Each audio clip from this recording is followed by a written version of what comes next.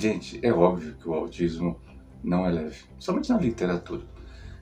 Mas, todavia, ele tem maior impacto sobre alguns grupos sociais, alguns grupos de pessoas, mais do que em outras. Não quer dizer que por fato de o autismo chegar e você falar assim, não, mas para você é mais fácil. Não, não é fácil para ninguém.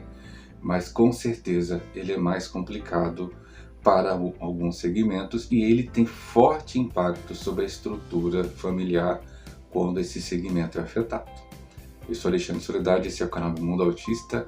Vamos falar sobre os impactos secundários do autismo, principalmente naquelas pessoas que acredito eu sejam mais vulneráveis à condição autista. Primeira coisa, gente, não tem como a gente dizer que uma família que tem uma condição autista nível 3 seja menos complexo do que uma situação de nível 1. A gente realmente tende a, quando nós não estamos bem, a gente tende a aproximar todo o universo próximo de nós, e uma condição que não é tão grave quanto uma outra passa a ser extremamente gravíssima pela forma que a gente interpreta ou como a gente encara a condição. Novamente, o autismo não é leve para mim, não é leve para você, não é leve para o outro. Então, às vezes a gente fica graduando, tornando o autismo maior para a gente porque é sobre nós a dor que nós estamos sentindo. Mas não tem como a gente deixar de perceber que a pessoa que tem um familiar, um filho ou numa condição de severidade maior, ela passa por mais percalços e a gente tem que aceitar isso. Uma coisa que a gente precisa perceber é que o autismo ele é mais impactante em famílias que têm menor renda. E isso não preciso explicar para você por quê, porque uma pessoa com mais renda tem a possibilidade de maiores acessos de saúde, aparelhos de saúde e assim por diante. Então, inclusive plano de saúde.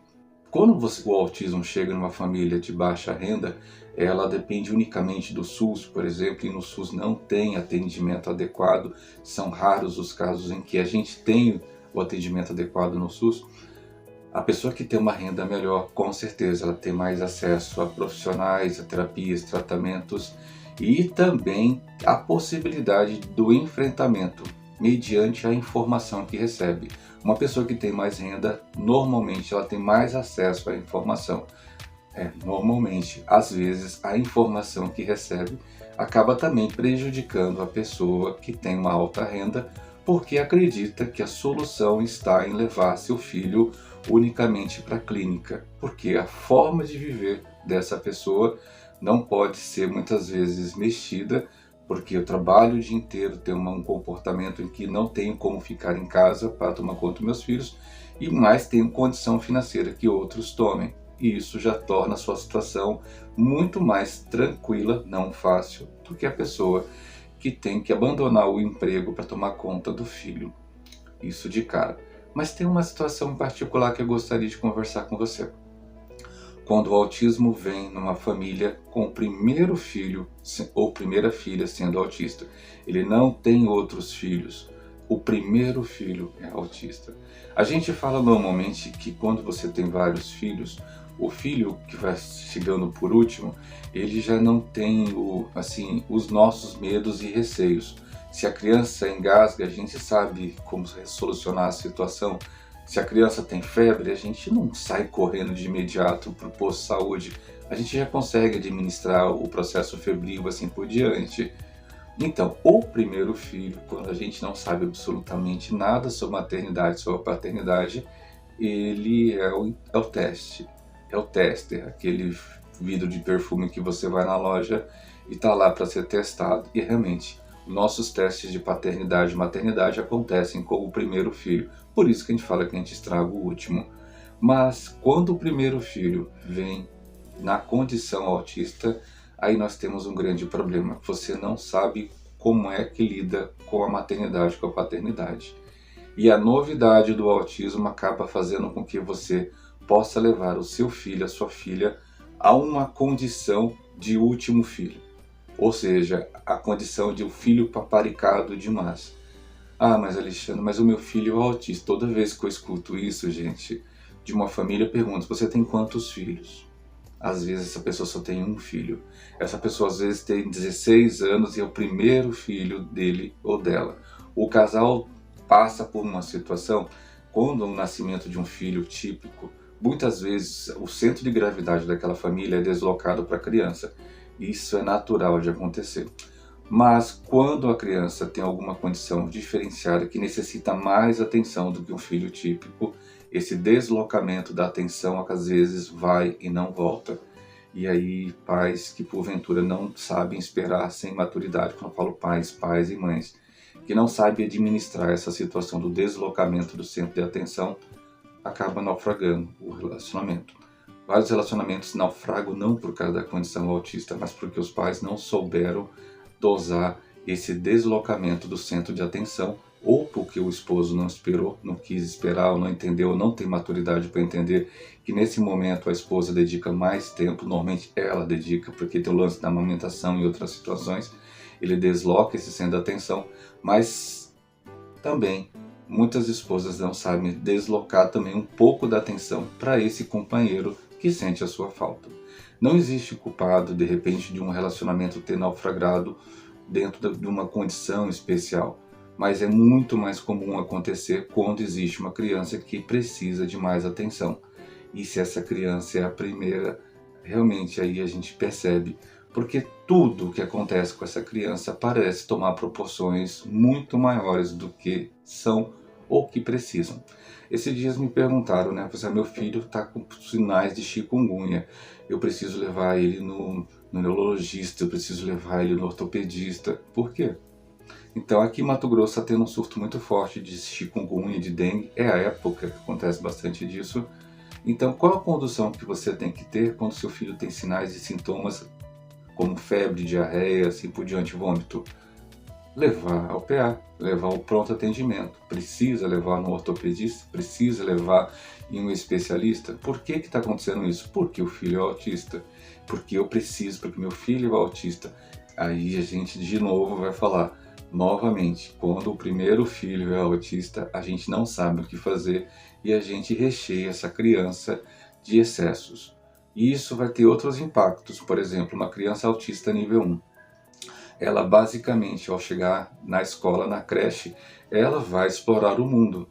Ela precisa de uma CAD? Talvez não. CAD é aquele cuidador de atendimento para uma criança ou jovem com deficiência, que nas escolas tem vários nomes, assim por diante. Será que ela precisa? A escola de repente pode interpretar que seu filho não precisa, mas você, primeiro filho, seu filho autista, você acha que seu filho precisa, que alguém pegue na mão para que ele faça tudo, porque ele não vai conseguir, porque ele é autista. Esse medo é seu. Tá? Então eu tendo a falar para você que esse medo é seu.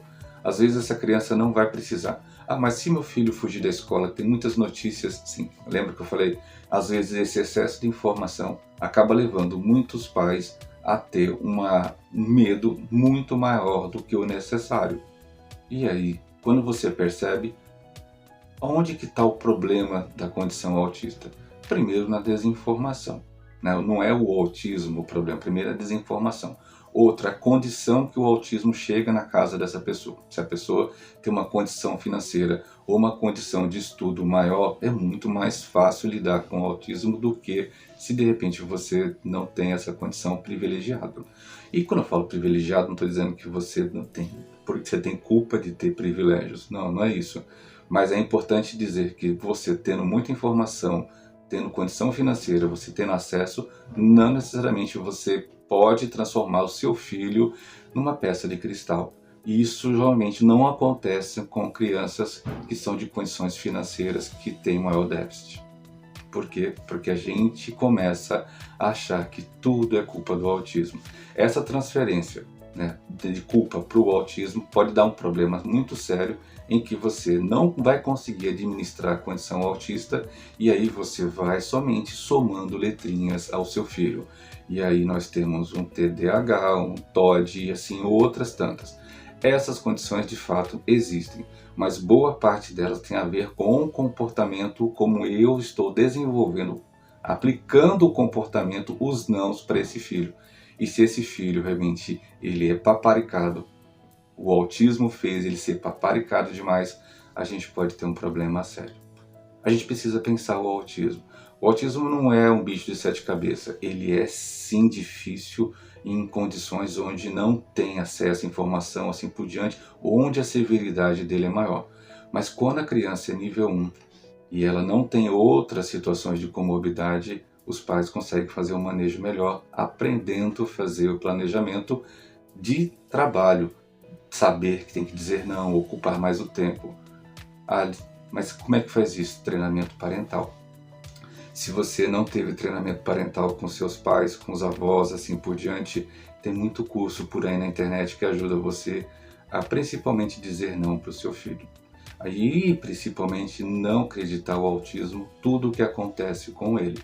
Isso é importante para que você não culpe, sobrecarregue a escola, não culpe, não sobrecarregue a escola, que você não culpe a esposa, achando que é sobre ela que deve ser toda a responsabilidade. Isso já aconteceu lá em 43, a gente não deseja que continue com essa história que é culpa da mãe, né? E ficam falando ainda. Aos pais, é importante que eles também deleguem um pouco de tempo para poder ajudar na educação desse filho. E importante, né? Porque seu filho ele é autista, que é por causa disso que você tem que tratar ele diferenciado. Crianças fogem, crianças correm, crianças fazem, independente se ela é autista ou não. Então, às vezes, a gente está fazendo um comportamento, criando uma sociedade extremamente estranha para criar ou educar uma criança autista. E aí, quem vai pagar o pato? A escola. E quem vai sofrer? A própria criança. Vale a pena a gente conversar mais vezes sobre um autismo que a gente não conversa. E ele não é somente clínico, ele tem uma forte influência onde essa criança está. Tchau.